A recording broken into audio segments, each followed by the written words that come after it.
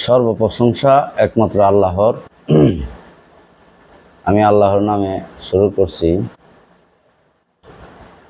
আপনাদের মাঝে কিছু কথা বলবো শয়তান বিষয়। অ্যাকচুয়ালি শয়তান হলো দুই ভাগে বিভক্ত, মানুষরূপী শয়তান এবং জিনরূপী শয়তান।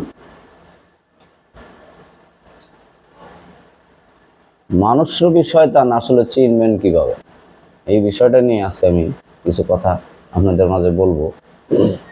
চিনার উপায় কি এবং জিনরূপী শয়তান চিনার উপায় কি।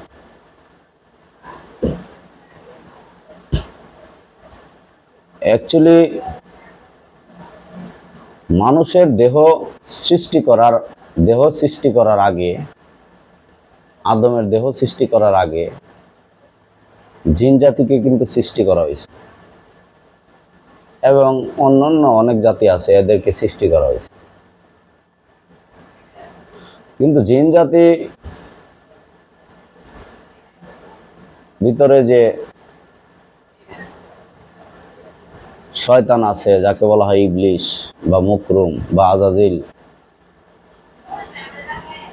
তো ওই শয়তানকে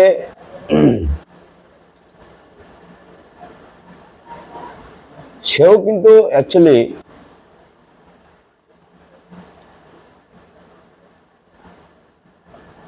ওকে তো আপনারা কখনো দেখেন নাই, দেখলে হয়তো বুঝতে পারতেন। ও কিন্তু জিনরূপীও কিন্তু সেম আংশিক মানুষের রূপেই তাদেরকে সৃষ্টি করা হয়েছে, মানুষের রূপের মতোই, কিন্তু মানুষের মতো দেখতে না। এদের চোখ, নাক, কান, মুখ, সর্বাঙ্গই আমাদের মতোই, কিন্তু জিনের কিছু আলাদা কিছু বৈশিষ্ট্য আছে। তো যখন আপনি দেখবেন জিনরূপী শয়তান, তখন চিনতেও পারবেন ওগুলো জিনরূপী শয়তান, কারণ কালারে ডিফারেন্স আছে। আমাদের যে শরীরের অঙ্গ, যে কালারগুলি আছে, আমরা কোনো মানুষ কালো বর্ণ হই, শ্যামলা বর্ণ হই, ফর্সা হই, তাদেরটা কিন্তু এরকম না। তাদের শরীরটা একটু ভিন্ন, তাদের মুখমণ্ডলও একটু ভিন্ন। মুখমণ্ডল এবং শরীর কিছুটা অনেকটা ভিন্ন। তো যাই হোক, ওইটা বর্ণনা আমি পুরোটা বলতে চাই না। মানুষরূপী শয়তান বিষয় নিয়ে আমি কিছু কথা আজ বলবো। মানুষরূপী শয়তান ঠিক দেখতে আপনার মতোই। পৃথিবীতে যত মানব জাতি আছে, যতগুলি মানুষ আছে, প্রত্যেকের সুরতেই শয়তান, প্রত্যেকটা মানুষের সুরতেই শয়তান। ঠিক নিজেরা দেখতে যেরকম, ঠিক শয়তানও তার মতোই। একটু বেশ কমটা হইল, সে হয়তো আপনি যদি কখনো আয়নার সামনে যান, আয়নায় দেখতে যদি আপনারা যেরকম দেখা যায়, ঠিক আপনার চেহারার মতোই তাকেও দেখতে দেখা যাইব, কিন্তু তার চেহারা হবে কালো বর্ণ। তার চেহারা কি হবে? আপনার মতোই দেখতে, কিন্তু সে ওই যে দেশ গ্রামে যে পাতিল চুলা ভাত রান্না করে না,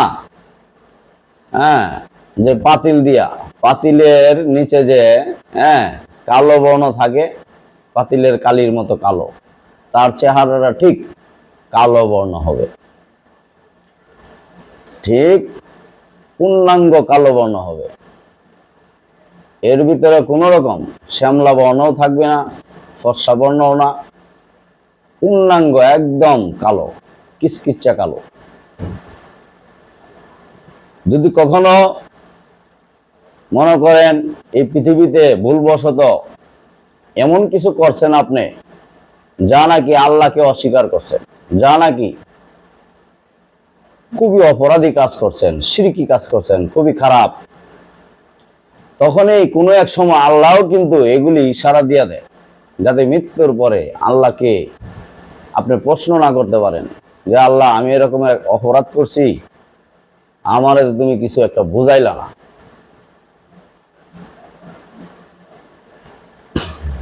অবশ্যই এই নিদর্শন আল্লাহ আপনার মাঝে রেখা দিছে, কিছু একটা ইশারা দিবে। কখনো যদি স্বপ্ন রাজ্যে দেখেন যে আপনার মতোই আরেকজন, সে কালো বর্ণ, মনে করবেন আপনার আত্মাটাই কালো হয়ে গেছে, শয়তানে পরিণত হয়ে গেছে। আপনি এমনই একটা ভুল করছেন, যতক্ষণ পর্যন্ত দেহ আছে ততক্ষণ পর্যন্ত কিন্তু আপনি কিছু হচ্ছে না, সমস্যা হচ্ছে না। যখন আপনি দেহ ত্যাগ করবেন তখনই কিন্তু আপনার পূর্ণ দেহ, এই আত্মাটা পূর্ণাঙ্গ ভাবে কালো বর্ণ হবে। তখন কিন্তু বিপদের দায়, মানে খুব ওইখানে বিপদে পড়বেন। এই পৃথিবীতে যতদিন দেহ আছে ততদিন আপনি চেষ্টা করেন, এরকম ভুল যদি কেউ কইরা থাকেন অবশ্যই শুধরানোর জন্য চেষ্টা করেন। যদিও একটা মানুষ সে মানুষরূপী শয়তান হয়ে যায়, এমন অন্যায় করছে যে মানুষরূপী শয়তান হয়ে গেছে। আপনি মনে করেন আপনি এমন একটা কাজ করছেন, এমন কাজ করার পরে আপনি মানুষরূপী শয়তান হয়ে গেছেন, আপনি বুঝতে পারছেন? তখনও এইখান থেকে আপনি ফিরে আওয়ার পথ আছে। মানুষরূপী শয়তানের থেকে আবার আপনি আপনার আত্মাটাকে বাঁচানোর চেষ্টা যদি আপনি করেন, অবশ্যই আপনি বাচ্চা আইতে পারবেন, বাঁচতে পারবেন। কিন্তু একজন কামেল গুরুর মাধ্যমে, একজন কামেল পীরের মাধ্যমে বাঁচতে হবে। আপনি নিজেকে নিজে এভাবে বাঁচাইতে পারবেন না। পৃথিবীতে যে দেখেন অনেক অসুস্থ রোগী আছে, নিজের নিজে কি বাঁচাইতে পারে? অসুস্থ যখন হয়ে যায় তখন একজন ডাক্তারের কাছে যায় চিকিৎসার জন্য। ডাক্তার কিন্তু তারে অবশ্যই চিকিৎসার মাধ্যমে তারে কিন্তু বাঁচায় আনে। ঠিক যারা এই পৃথিবীতে কামেল ব্যক্তি, যারা গুরু, যারা পীর, তারাও যদিও নিজের আত্মাটাকে কখনো নিজের আত্মাকে নিজে শয়তানে পরিণত করে ফেলছেন, তখন আপনার আত্মাকে আপনি এই গুরুর মাধ্যমে গিয়ে বাঁচাইতে পারবেন। আর যদি এইভাবে মৃত্যুবরণ করেন অবশ্যই আপনি দুজকি হবেন। এটার নিশ্চিত আপনার দুজকি হবেন। এখানে কোনো ইয়া নাই, মাপ নাই, মাপ হবে না। এই পৃথিবীতে যখন থাকা অবস্থায় আপনি বুঝলেন না, কিন্তু মৃত্যুর পরে বুঝলে কোনো লাভ নাই, ওইখানে আল্লাহ কখনো ক্ষমা করবে না। মৃত্যুর পরে যাদের যে আত্মাগুলির চেহারা থাকবে আলো বর্ণ, নূর, নুরানি বর্ণ, হয়তো পৃথিবীতে দেহ নিয়া যখন আছে সে শ্যামলা ছিল বা কালো বর্ণ ছিল বা সে ফর্সা ছিল, কিন্তু ওইখানে ওই চেহারার ভিতরে কোনো নূর নাই, চেহারা নুরানি হয় নাই, সর্বঙ্গটা নুরানি হয় নাই, তার চেহারাতে কোনো নূর আসে না, সে কখনো জান্নাতি হবে না। সে জান্নাতি না। এই পৃথিবীতে যতই আমলের ভাব দেখাও, যে লোকেই দেখাও, কিন্তু ওইখানে যদি গিয়া এই আমলের, এই আবাদতের, এই সাধনার নিজের আত্মাকে নিজে নুরানি করতে পারে নাই, আল্লাহর রঙে রঙ্গিত করতে পারে নাই, অতএব আল্লাহর নূরে নুরানিত করতে হবে, উজ্জ্বল করতে হবে, তখনই গিয়ে সে জান্নাতি হবে। আর যখন সেই আত্মাটা কালো বর্ণ হবে তখন সে জাহান্নামী হবে। আল্লাহ ফেরেশতাদেরকে হুকুম করবে, দেখো কাদের চেহারা কালো বর্ণ, তাদেরকে ধরে নিয়ে জাহান্নামে ফেলে দাও। আর যাদের চেহারা উজ্জ্বল, আলো বর্ণ, নুরানি, তাদেরকে নিয়ে জান্নাতে নিয়ে যাও। তো এই পৃথিবীতেই শয়তান আপনাকে ধ্বংস করে ফেলছে, শয়তান আপনাকে শয়তান বানায় ফেলছে, কিন্তু আপনি নিজে বুঝেন নাই, নিজের স্বার্থের জন্য যা করা লাগে সব করছেন। এবং এমন একটা সময় জ্ঞানকে আপনি ভুল পথে ধাবিত করছেন, আল্লাহকে অস্বীকার করছেন, আল্লাহর রাসূলকে অস্বীকার করছেন, এই পৃথিবীতে ওলিয়া উলিয়াকে অস্বীকার করছেন, তখন কিন্তু আপনি কাফেরে পরিণত হয়েছেন। আপনি কাফেরে পরিণত হয়েছেন। যখন আপনি কাফেরে পরিণত হয়েছেন, তখনই কিন্তু সঙ্গে সঙ্গে আপনার আত্মার রূপটা কালো বর্ণ হয়ে গেছে। এটা এক আশ্চর্য বিষয়। এরকমই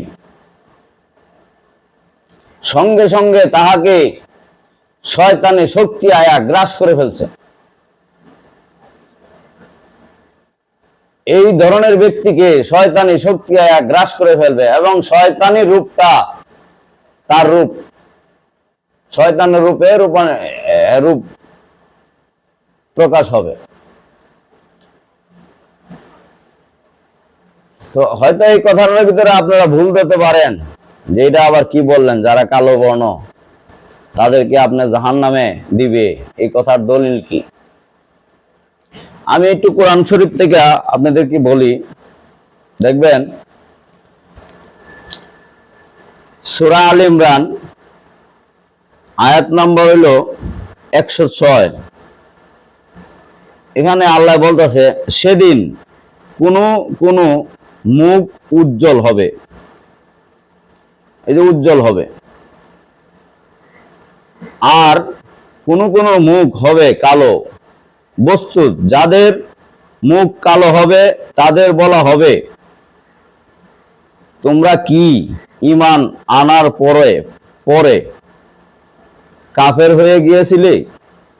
এবার সে কুফরির বিনিময়ে আযাবের আস্বাদন গ্রহণ করো। আযাব মানে তো দুজক, তাদেরকে দুজক দিবে, দুজকে এনে ফেলে দিবে, তাদের চেহারা মুখমণ্ডল হবে কালো। এটা সূরা আল ইমরান 106 নম্বর আয়াত, আপনারা অবশ্যই পড়বেন। এই 6 নম্বর আয়াতটা পড়া সতর্ক হওয়ার চেষ্টা করবেন। মুখে বলতে হয় না যে আমি আল্লাহরে মানি না, অন্তর হইল আসল।